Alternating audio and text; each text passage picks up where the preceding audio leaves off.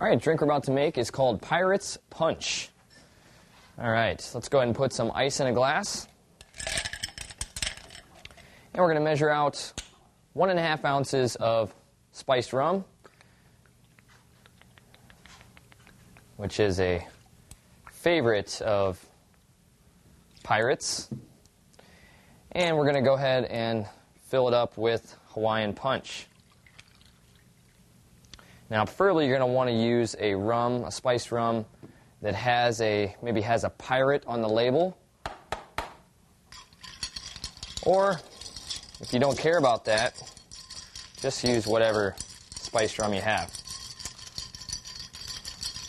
But definitely want to use Hawaiian Punch because Pirate's Punch. Got to make sure it has that punch flavor. Let's go ahead and give it a straw.